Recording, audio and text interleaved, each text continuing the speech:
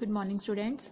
बच्चों, last lecture में मैंने आपको नॉर्मल फॉर्म का बताया था। नॉर्मल फॉर्म कौन सी होती थी? जिसमें identity matrix of order R होता था। IR000 इस फॉर्म में होती थी, या IR0 या IR0 या simple identity matrix of order R होती थी। ठीक है, आज हम कर रहे हैं next theorem, every singular matrix can be expressed as a product of elementary matrices. इसका मतलब क्या हुआ? सबसे पहले तो देखो, एवरी क्या है इनमें? Non singular matrix. Non singular matrix कौन सी होती हैं? जिसमें डिटर्मिनेंट ऑफ ए जो है वो हमारे पास नॉट इक्वल टू 0 होता है। ये हमारे पास इंपॉर्टेंट थ्योरम है, इसको अच्छे से करना। सबसे पहले तो देखो हमने क्या लेना है, इसमें नॉन सिंगुलर मैट्रिक्स लेनी है। हमने अज्यूम कर लिया let A be a non singular matrix of order n है। ठीक है, तो सबसे पहले हम क्या करेंगे, ए मैट्रिक्स को हम एलिमेंट्री ट्रांसफॉर्मेशन की फॉर्म में लिखेंगे। तो हमें क्या करना है? First of all reduce A to unit matrix of using elementary transformation. Elementary transformation कौन से होते हैं? जिसमें हम रो ट्रांसफॉर्मेशन करते हैं और कॉलम ट्रांसफॉर्मेशन करते हैं। तो मतलब कोई भी जो हमने एक ए नॉन सिंगुलर मैट्रिक्स ली है जिसका डिटर्मिनेंट जो है नॉट इक्वल टू 0 है, उसमें हमने एलिमेंट्री ट्रांसफॉर्मेशन लगाकर उस मैट्रिक्स को यूनिट मैट्रिक्स में कन्वर्ट करना है। ठीक है, हमने सबसे पहले ले लिया लेट P1 P2 PR। ये हमारे पास क्या है? एलिमेंट्री मैट्रिसेस corresponding to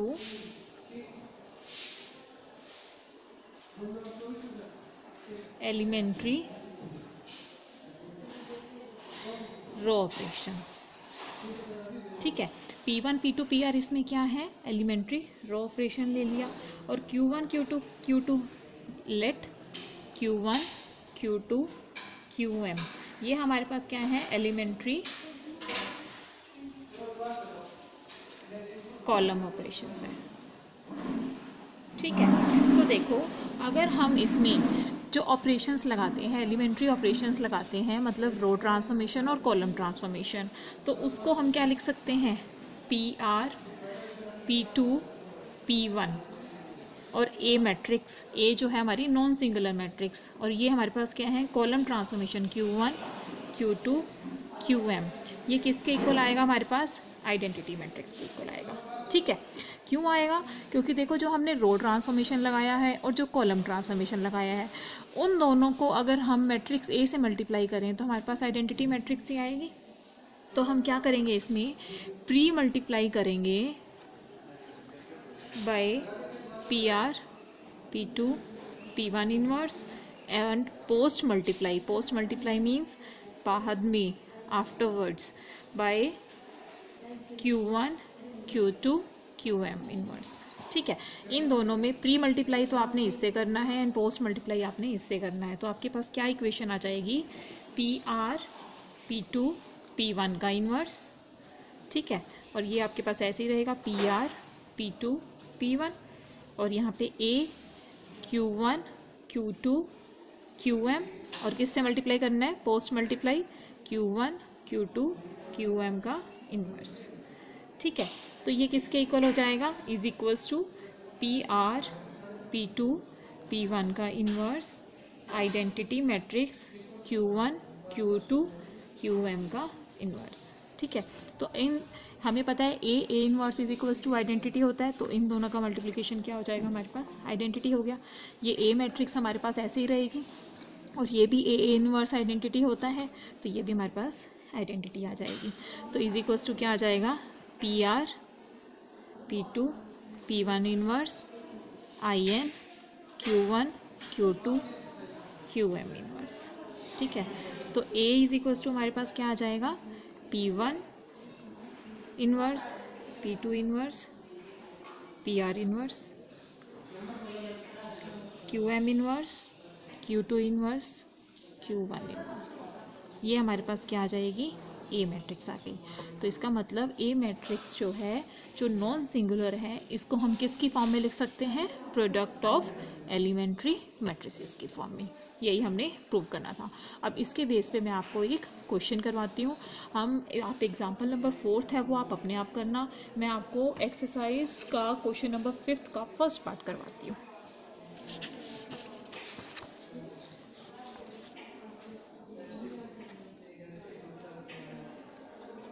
देखो इसमें क्या है, express A is equals to 133 143 134 as product of elementary matrices. ठीक है, इसका प्रूफ देखो कैसे होगा। सबसे पहले तो देखो ए इज इक्वल्स टू हमारे पास ये गिवन है, इसमें हमने एलिमेंट्री ऑपरेशंस लगाने पड़ेंगे। एलिमेंट्री ऑपरेशन किस फॉर्म में लगाने हैं आपने? रो ट्रांसफॉर्मेशन और कॉलम ट्रांसफॉर्मेशन की फॉर्म में लगाओगे। तो सबसे पहले हमने इसमें क्या करना है, इस मैट्रिक्स को आइडेंटिटी मैट्रिक्स में कन्वर्ट करना है। क्या करके? रो ट्रांसफॉर्मेशन और कॉलम ट्रांसफॉर्मेशन लगाकर। तो सबसे पहले ये देखो, ये 1 1 1 है, तो हमने सबसे पहले ऑपरेशन लगा दिया R2 tense to R2 minus R1 लगा सकते हो, and R3 tense to R3 minus R1। तो ये हमारे पास क्या आ जाएगी? ए मैट्रिक्स। R1 तो ऐसे ही रहेगी, ये आ जाएगी 1 माइनस 1 0, 4 माइनस 3 1, 3 माइनस 3 0, ये 1 माइनस 1 0, 3 माइनस 3 0, और ये 4 माइनस 3 1। ये हमारे पास क्या आ जाएगी? ए मैट्रिक्स आ गई। अब हमने इसमें क्या करना है, इसको आइडेंटिटी मैट्रिक्स के इक्वल प्रूव करना है। आइडेंटिटी मैट्रिक्स के लिए फिर आपको इसमें क्या करना पड़ेगा? सबसे पहले देखो, ये तो 0 1 0 0 0 1 आ गया, यहाँ पे आपको 0 लेकर आना है। ठीक है, यहाँ 0 लाने के लिए आप क्या करोगे? R1 टेंस टू क्या कर दोगे? R1 माइनस 3 ऑफ R2 कर दोगे। तो ये ए मैट्रिक्स आपकी किसके इक्वलेंट हो जाएगी? 1 0 3 0 1 0 0 0 1 के इक्वल हो जाएगी। ठीक है, अब हमारे पास सिर्फ ये रह गया, और ये हमारे पास किससे? कॉलम से रिप्लेस होगा। तो कॉलम हमने ले लिया, C3 कॉलम है ये, तो C3 को हमने रिप्लेस कर दिया C3 माइनस 3C1 से। तो ए मैट्रिक्स हमारे पास क्या बन जाएगी इसमें? 1 0 1 0 1 0 0 0 1। ठीक है, तो ये क्या बन जाएगी हमारे पास? आइडेंटिटी मैट्रिक्स के इक्वल आ गई है। ओके, अब देखो मैंने आपको थ्योरम में बताया था, उसमें क्या था हमारे पास? जो प्रोडक्ट ऑफ टू मैट्रिक्स था वो किसके इक्वल था हमारे पास? आइडेंटिटी मैट्रिक्स के इक्वल आ रहा है। ये हमने रो ट्रांसफॉर्मेशन ली थी, ये हमने कॉलम ट्रांसफॉर्मेशन ली थी, दोनों का प्रोडक्ट हमारे पास आइडेंटिटी मैट्रिक्स के इक्वल आ रहा है। तो इसमें देखो जो हमने ऑपरेशंस लगाए हैं, ऑपरेशंस कौन कौन से लगे हैं? ये देखो, R2 tense to R2 minus R1, इसको हम क्या लिख सकते हैं? R2, 1, और कितने कौन से स्केलर से मल्टीप्लाई है इसमें? -1 से। ठीक है, नेक्स्ट कौन सा लगा है हमारे पास? R3 tense to R3 minus R1, इसको हम क्या लिख सकते हैं? R3, 1, और ये -1 से मल्टीप्लाई। ठीक है, नेक्स्ट हमारे पास क्या है? R1 tense to R1 minus 3R2, तो ये हम क्या लिख देंगे? R1, 2, और स्केलर क्या है हमारे पास? -3 आ जाएगा। ठीक है, नेक्स्ट हमारे पास क्या है? C3 tense to C3 minus 3C1, तो ये क्या आ जाएगा हमारे पास? C3, 1, और ये आ जाएगा -3। अब देखो जो हमारे पास मैट्रिक्स थी, यहाँ हम रो ट्रांसफॉर्मेशन लिखते थे ए मैट्रिक्स, और यहाँ कॉलम ट्रांसफॉर्मेशन, वो आइडेंटिटी के इक्वल आती थी। ठीक है, तो I3 हमारे पास किसके इक्वल आ जाएगी? आइडेंटिटी मैट्रिक्स ऑफ ऑर्डर 3 चल रहा है ये, क्योंकि हमारे पास ए मैट्रिक्स जो है ऑर्डर 3 की है। तो I3 इज इक्वल्स टू हमारे पास क्या आ जाएगा? RE3, 1, यही आएगा, और यहाँ पे किससे मल्टीप्लाई है? -1 से। ठीक है, RE2, 1 -1 से, RE1, 2 -3 से, और यहाँ आएगी ए मैट्रिक्स, फिर हमने लिखनी है कॉलम मैट्रिक्स C3, 1 -3 से। ठीक है, अब A इज इक्वल्स टू हमारे पास क्या आ जाएगा? ये सारा इधर जाके इन्वर्स में हो जाएगा, तो A इज इक्वल्स टू हमारे पास आ जाएगा RE1, 2 -3 का इन्वर्स। ठीक है, और ये हो जाएगा RE2, 1 ये आ जाएगा -1 का इनवर्स। ये हो जाएगा RE3,1 -1 का इनवर्स। और ये हो जाएगा CE3,1 -3 का इनवर्स।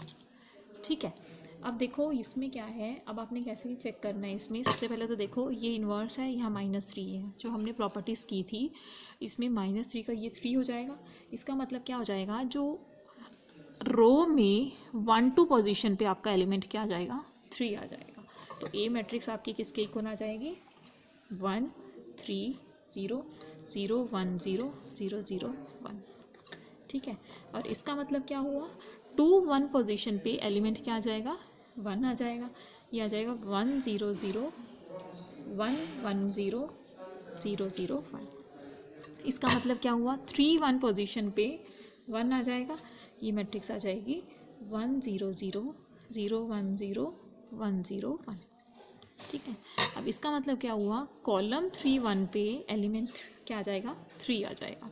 तो ये क्या आ जाएगा, 1 0 3 0 1 0 0 0 1। ठीक है, ये हमारे पास क्या है, ए मैट्रिक्स। इसका मतलब क्या हुआ, हम अगर ए मैट्रिक्स जो नॉन सिंगुलर है उस मैट्रिक्स में अगर रो ट्रांसफॉर्मेशन और कॉलम ट्रांसफॉर्मेशन लगाएं, उसमें ट्रांसफॉर्मेशंस लगाने पे जो हमारे पास नई मैट्रिक्स बनती है, उनकी जो एलिमेंट्री मैट्रिक्स आती है उसका जो मल्टीप्लाई करेंगे वो किसके इक्वल आएगा, हमारे पास ए मैट्रिक्स के इक्वल आएगा। ठीक है, अब हम नेक्स्ट कर रहे हैं inverse of a matrix by using elementary operation.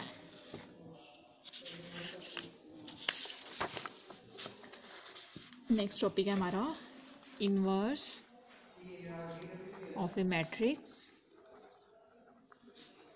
Bye using elementary operations.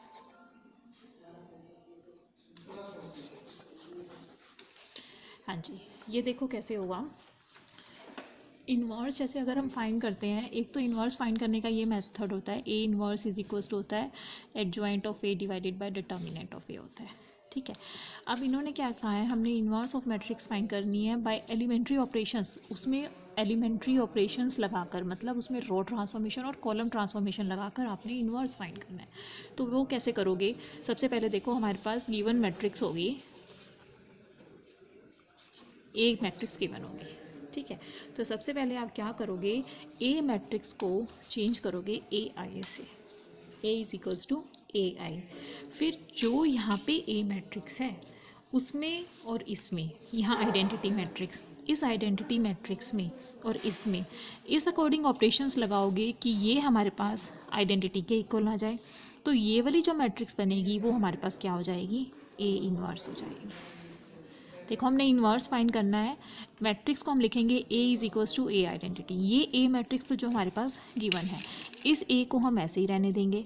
इस आइडेंटिटी मैट्रिक्स में जो ऑपरेशन हम इधर लगाएंगे वही ऑपरेशन इधर लगाएंगे। तो इस मैट्रिक्स को हमने आइडेंटिटी मैट्रिक्स के इक्वल प्रूव करना है। इस मैट्रिक्स को हमने आइडेंटिटी मैट्रिक्स के इक्वल कन्वर्ट करने के लिए जो ऑपरेशन इधर आइडेंटिटी मैट्रिक्स में कन्वर्ट करेंगे, इधर भी ऑपरेशंस लगेंगे। तो जब ये आइडेंटिटी में कन्वर्ट हो जाएगी तो ऑटोमेटिकली ये हमारे पास क्या आ जाएगा, इन्वर्स आ जाएगा। ठीक है, आई इज इक्वल्स टू क्या हो जाएगा, ए ऑफ ए इन्वर्स। अब इसके बेस का हम एक क्वेश्चन करते हैं। क्वेश्चन हम इसका एग्जाम्पल आप अपने आप करना, मैं आपको एक्सरसाइज का क्वेश्चन नंबर 6 करवाती हूँ। क्वेश्चन नंबर 6 देखो, आपके पास है ए मैट्रिक्स गिवन है 1 1 3 1 3 -3 -2 -4 -4। ठीक है, अब using elementary transformation find the inverse of the following matrix. ठीक है, तो सबसे पहले आपने क्या करना है, A is equals to A I लिखना है। तो ये हमारे पास क्या आ जाएगा, A matrix 1 1 3 1 3 -3 -2 -4 -4 is equals to हमारे पास क्या हो जाएगा 1 0 0 0 1 0 0 0 1, और यहाँ पे आ जाएगी ए मैट्रिक्स। ठीक है, अब हमने इस अकॉर्डिंग ट्रांसफॉर्मेशन लगाने हैं कि इसको आइडेंटिटी मैट्रिक्स के इक्वल कन्वर्ट करना है। तो इसको कन्वर्ट करने के लिए सबसे पहले यहाँ 1 है तो R2 ऑपरेशन लगाएंगे, R2 माइनस R1। तो ये हमारे पास क्या आ जाएगा 1 1 3 0 2 -6। ठीक है, और दूसरा ऑपरेशन क्या लगाएंगे, R3 tense to R3 plus 2R1, तो ये क्या आ जाएगा 0 माइनस 2 2। और जो ऑपरेशन इधर लगाए हैं वो इधर भी लगेंगे, तो सबसे पहले इसमें लगाएंगे R2 tense to R2 minus R1, ये तो ऐसे ही रहेगा 1 0 0, और ये आ जाएगा हमारे पास -1 1 0। फिर R3 tense to R3 plus 2R1 लगाना है, ये आ जाएगा 2 0 1, और यहाँ आ जाएगी ए मैट्रिक्स हमारे आपके पास ऐसे ही रहेगी। फिर आपने क्या ऑपरेशन लगाना है इसमें देखो 2 से अगर डिवाइड कर दो तो ये क्या आ जाएगा R2 tense to R2 divided by 2, ठीक है। तो ये हमारे पास क्या है, जो इधर लगेगा तो इधर भी लगेगा, इसको करेंगे तो ये क्या आ जाएगा 1 1 3 0 1 माइनस 3 0 माइनस 2 2, ठीक है। और इधर क्या आ जाएगी आपके पास 1 0 0, 2 से डिवाइड करना है, -1/2 1/2 0 2 0 1, ये आ जाएगी ए मैट्रिक्स, ठीक है। अब क्या करना है इसमें R1 tense to R1 minus R2, तो ये हमारे पास क्या आ जाएगी 1 0 6, ठीक है।